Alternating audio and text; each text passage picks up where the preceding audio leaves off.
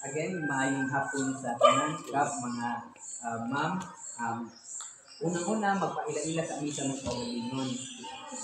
We are the second year BA Economics student na gikan sa Biliran Province State University.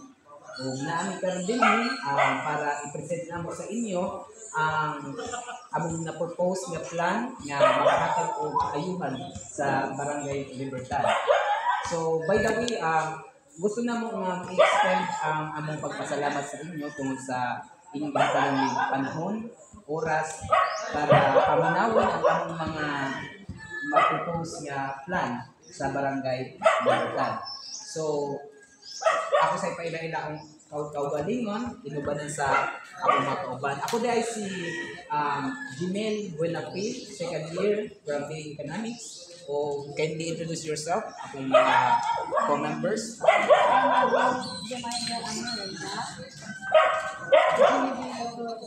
Remy Cobalco.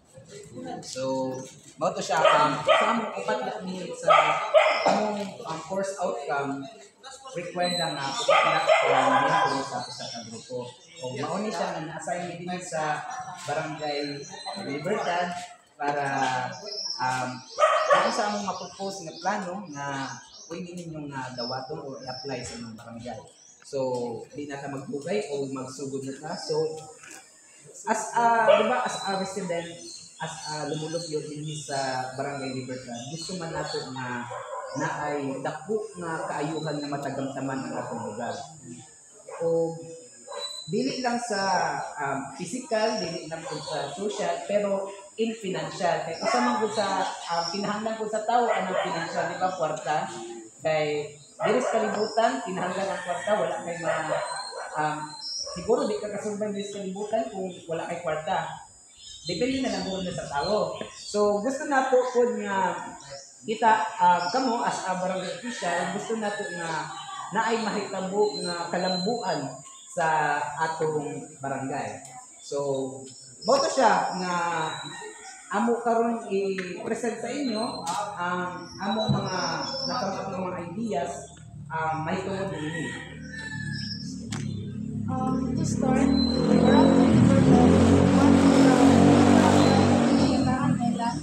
the younger one located along its middle eastern coast. The main purpose of this development plan is to provide secretariat services as an academic institution in accordance with the Section 113 of Local Government Code, which allows the Barangay Development Council to be non-government organization, institutional or research institution to support. As an academic partner, this plan aims to assist Barangay Libertad in addressing its primary concern, unemployment, by developing livelihood, skills training programs, specifically skilled organization. With around 20.06% of the population unemployed and 59% of the housewives expressed willingness to work given flexible or home-based options. This initiative intends to empower these individuals through community-based training and sustainable generating opportunities. So then sa dala sa copy subayan na lang nato sa methodology din na. So before ni nag-conduct og survey, amo sa gyud siguro nga naay permiso gikan sa barangay o motokap nga nagdami og katong request letter nga papirmahan na mga may permiso nga magkandak ng survey limot sa Barangay Libertad. O salamat kayo nga naaprubahan ninyo. So sunod ana ang among gigamit nga tool nga para mas makuan gud namo, mas matigom gud namo kung unsa koy ang issues, problems sa inyong sa barangay. Nagamit magnet assessment tool o gender matrix rule to introduce and provide o nga gi-provide sa among instructor. So additionally, nagamit po ni problem tree aron ma-analyze as an additional guide to help us understand the underlying causes of the issue present in the barangay. So, then after sa among pag-survey during that data gathering, we conducted surveys with the total of 277 individuals.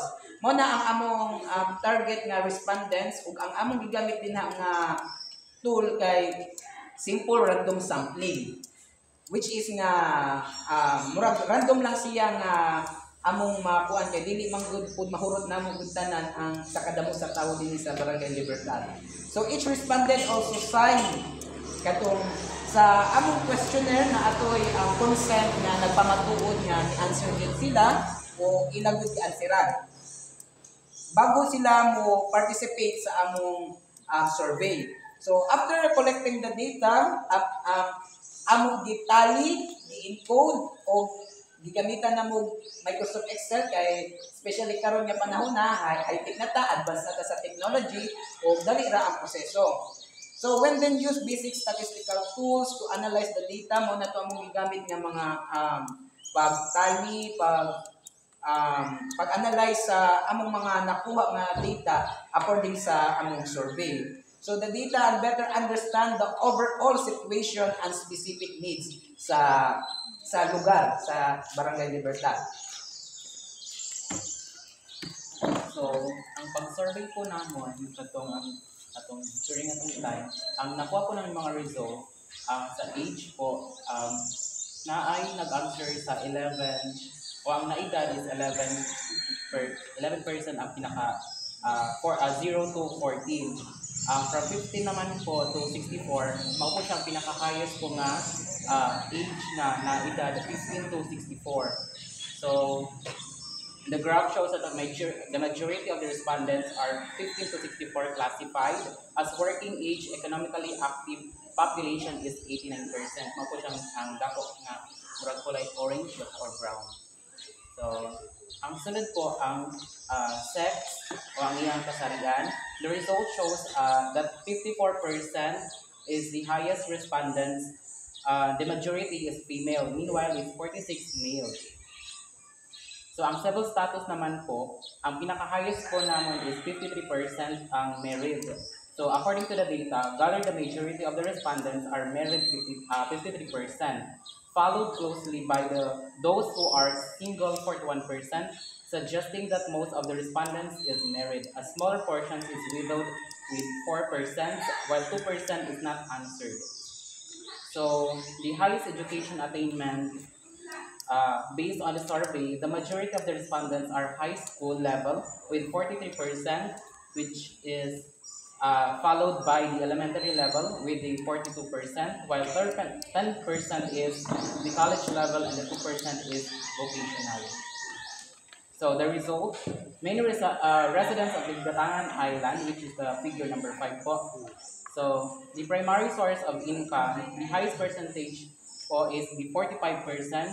Other respondents strongly agree with 30%, agrees, which means that most of residents in Batangan indeed rely on fishing as their primary source of income, while 22% remains neutral, which is 1% strongly disagree and 2% disagree.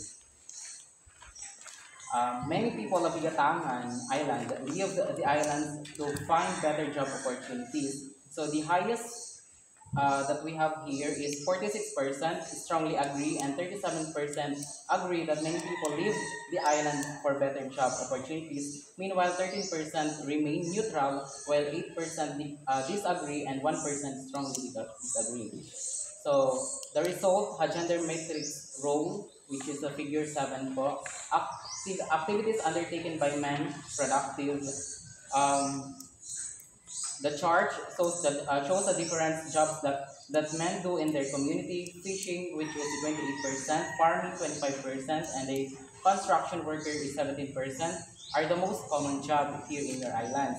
So other roles like street sweeper, driving, and barangay tanod make smaller portions, while jobs like sewing and vinegar making are less common.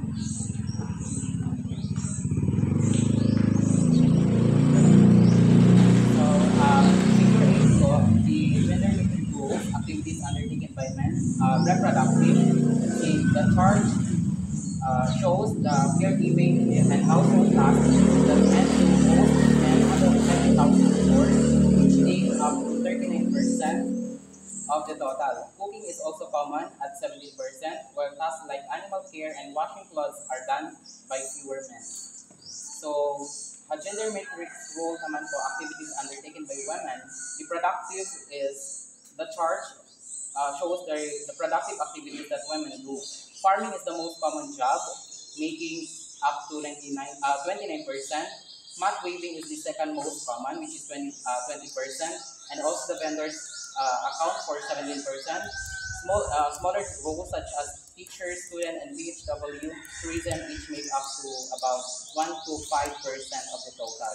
So the gender matrix role activities undertaken by women reproductive, managing household chores is the largest responsibility, taking at 71% of the total.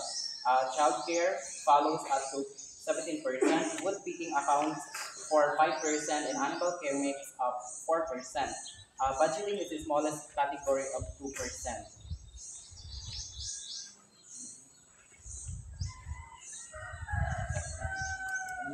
So, occupations naman po, the data shows in your handouts and copy.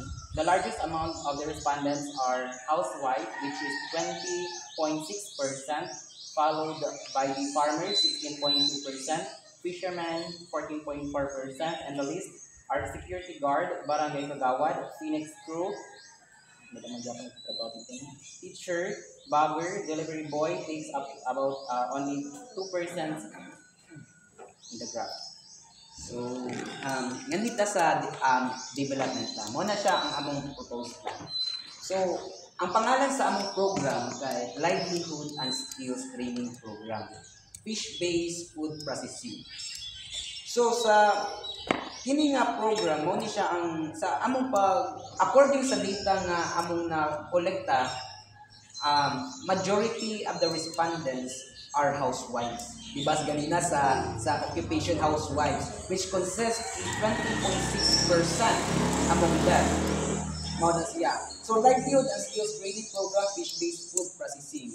So sa pag ni-research namo ug mao ni siya ang nakam up namo nga idea ug nahimo nga plan para maadresan kani siya nga klase nga issue sa barangay Libertad at sa pagkawalay trabaho, especially sa mga babae, sa mga housewives. So, livelihood and skills training program, nanong naamay siya ay fish-based food processing.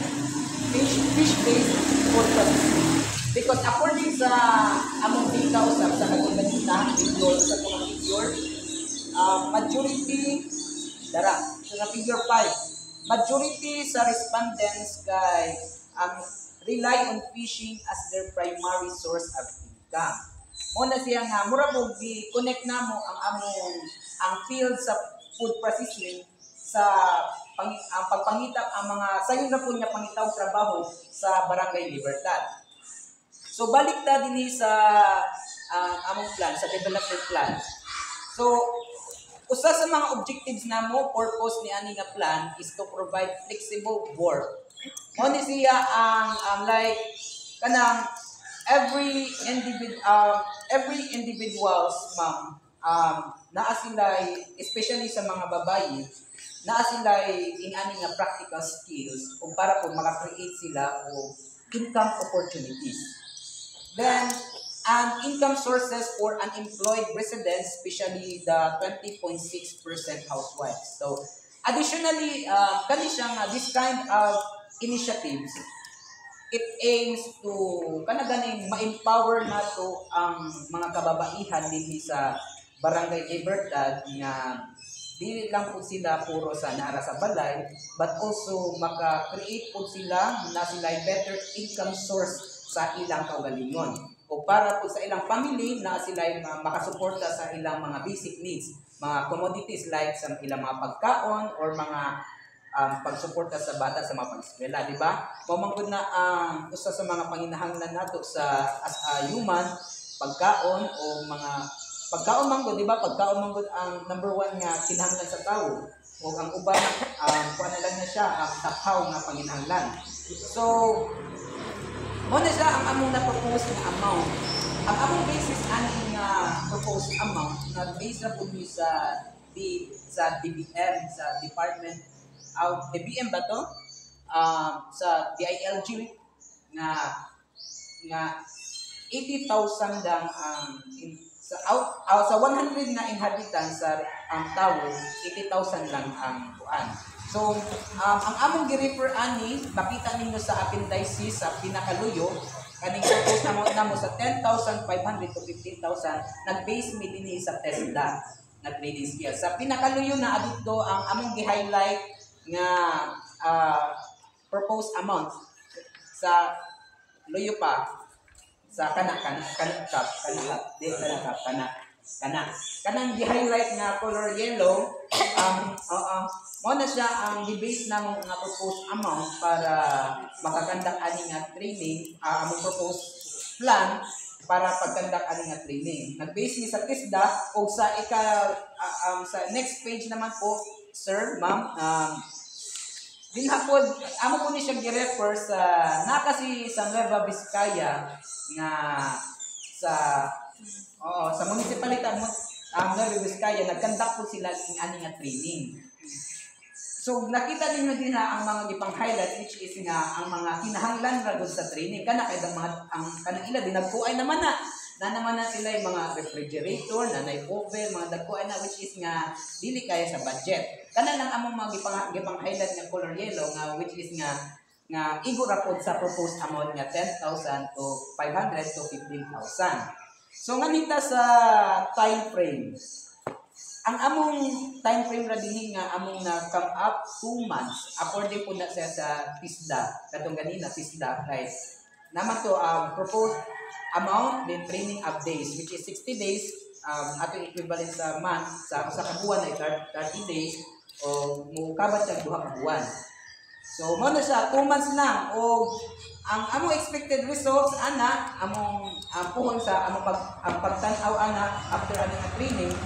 The targeted housewives are trained in engaging in small-scale food processing activities, contributing to household income through home-based micro enterprises. So, bonus yan, enhance na ang ilang skills after training, once nga ma-equip na sila, o kaya na nilang maka-tindog po sa ilang kaugaling PL para ating butang magnegosyo pa sila, nga makatabang para po sa ilang paghihanan law. So, mo na siya ang among development plan, among propose nga plan, mo na siya nga livelihood and skills training program. So, usa lang among na propose din ha kay base sa among survey nga ang main issue gyud sa Barangay Libertad according sa among survey nga housewives gyud mga unemployed residents. So, mo na siya, tingnan nito sa forecasted growth. Okay, so for the forecasted growth, commonly usually good, specifically sa mga BGP is wala din siya forecasted growth. But since we're proposing a plan, kailangan naman mag-present of forecasted growth para makita ninyo if na-under growth, if ever i-apply ang plan na aming i-propose. So, we anchored our plan to the human capital theory of Becker, which states that investing in people's education and training increases their productivity and economic potential. So, in the case of Barangay Labertal, where 20.6% of the population are unemployed housewives, implementing a food processing skills training program is a strategic investment if at least 45% of these women complete the training. In line with that, to support our forecasted growth, we have used the human capital investment model, specifically the 4 on-the-job training. The model reads as MP naught prime plus G is equals to W naught plus C, where the MP naught prime is the potential output if no training is given. G is growth in income or gain after the training. W naught is the initial wage or income during training. And C is for the cost of training, including the outlay and opportunity.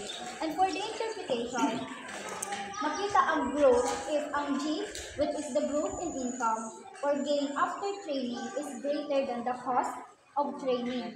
it leads to a positive return to the barangay and yes, positive return and economic growth in barangay Labertad. So that ends our presentation for the local development plan. So sa pinakaluyo po namin mga references ni Juan, asa mi nag-cite o mga data, muna siya na dapat din mga sa DILG Premier, sa Department of Budget Management Premier, na namin nag-cite apil na ang TESDA o mga nagkalaylay pa na website nga anong nakuha na data, nakakuha mi data. So, og maura to siya nga among pagpropose sa plan og salamat kaayo sa inyong pagpaminaw o kung karon openly sa mga pangutana. So, if you have question, feel free to ask us. Sige, ma'am, sir.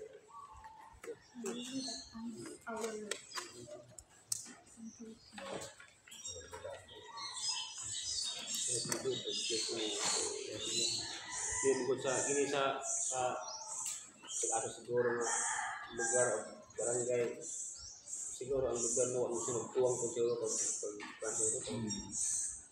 pagtabang ba basta mga kinahanglan ang problema ng nagit sa komunidad tao kay ano gitagaan nag panahon training sa 90s ka training na ay mga sa dole ka na magpapanood sini mga asosasyon para lang ang tabang sa gobyerno ito pa gusto nila individual na tabang dili ka ng group di ba group yung ang gobyerno yung mga asosasyon may problema po sa kanya gusto nila nga naara ang batas kada bang sayo ba kayo walang init sumat barta rin ba di ka paabot o ka ng suwat mo na problema niya dagan ang tining isang talay ipagpansin sa isda dili mga apil kay ang ilang punong trabaho disturbo ba mabiya ang trabaho niya ang adlaw simple isda gud man ang dili gud yung adlaw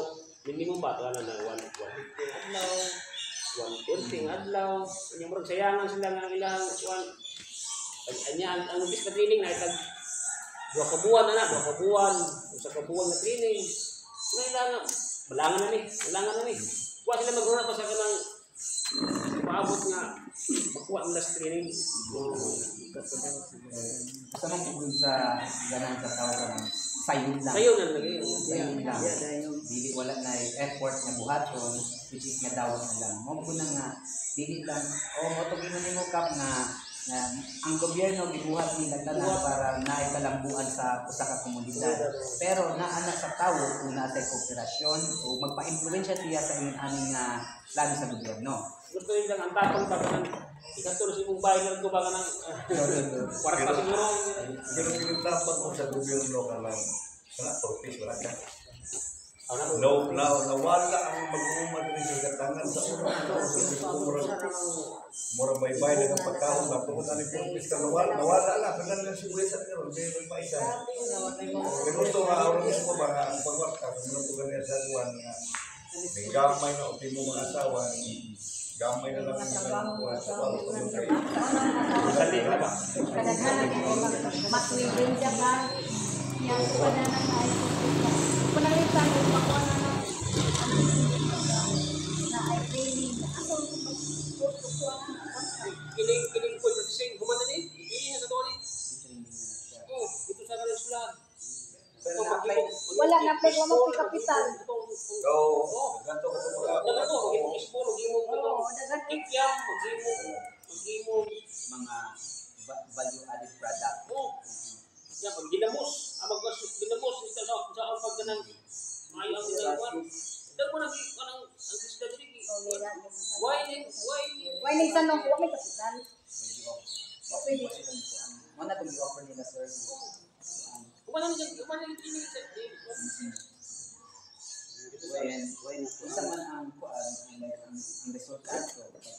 nothing nawala kaya ang ilang sa lingan sa lipunan ana ba bang negatibo mga kanang ko bitaw ni sa libo po lahat may ginatang lahat may lang kung tigihan na napuunan din magpaninda.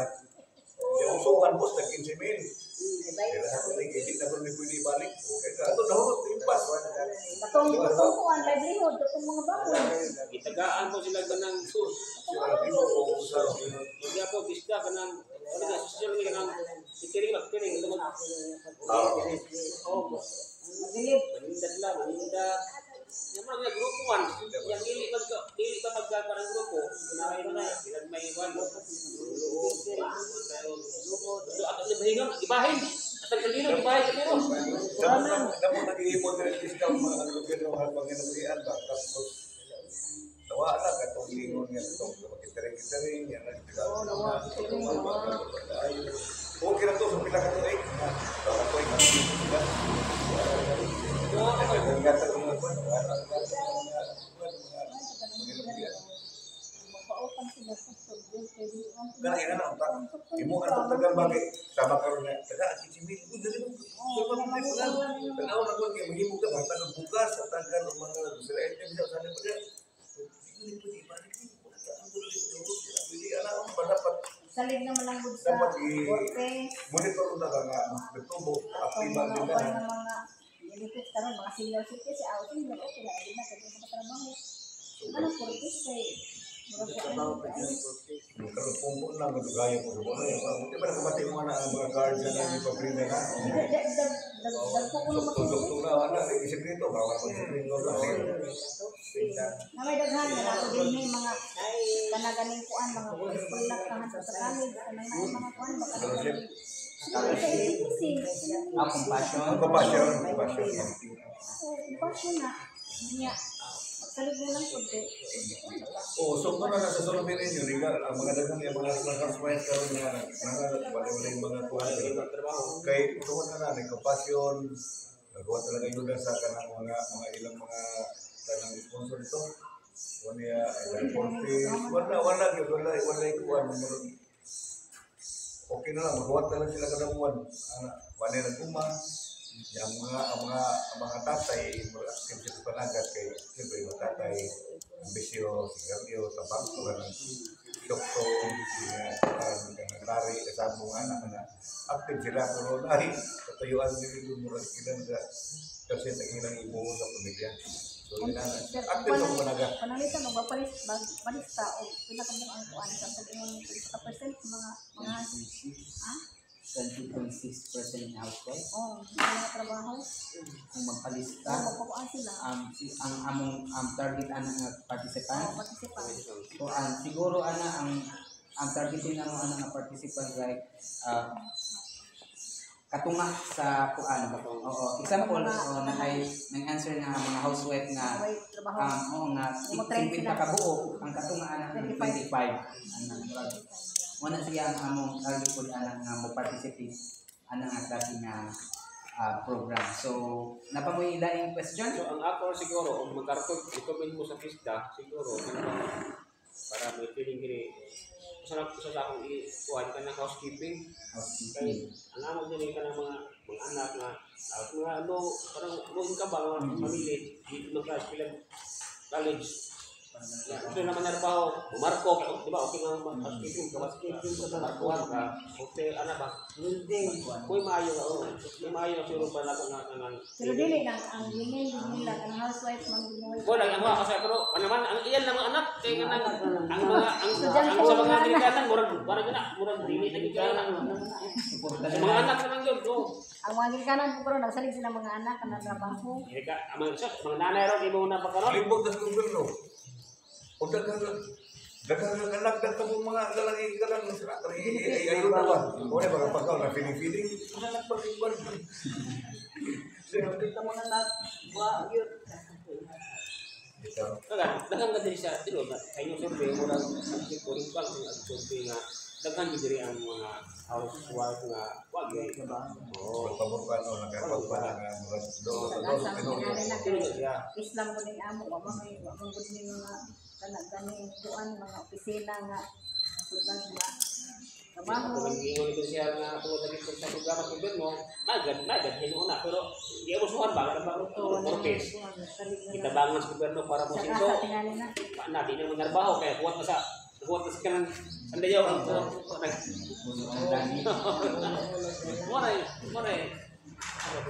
ubat yan, hindi ka kanan. Ubat na kaya pwede pero kurang daghan ang salib. Napayagan niya katugang. So mo to ang pagtapos sa aming presentasyon o naami ini mga grading sheet kanina ano niya kung sa inyo grade sa amo, ika-rate sa amo 5 ang pinakataas, 1 ang pinakaubos. O ay amot mo tagaan, actually lima lang ni kagabi, so bali guro ang mukha na lang amin ang katong napa dali na kami sayo. Kay mama din nakabati din sila ano. Napay ko sa dito yun. Uri man ang gawin bultod.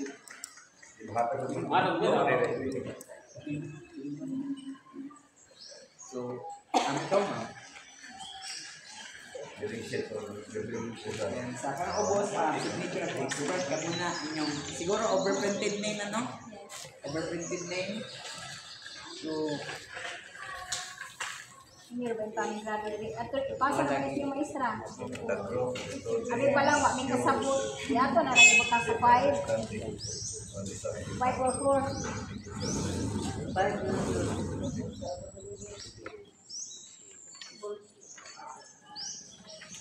Kini yung dito. Bukan parang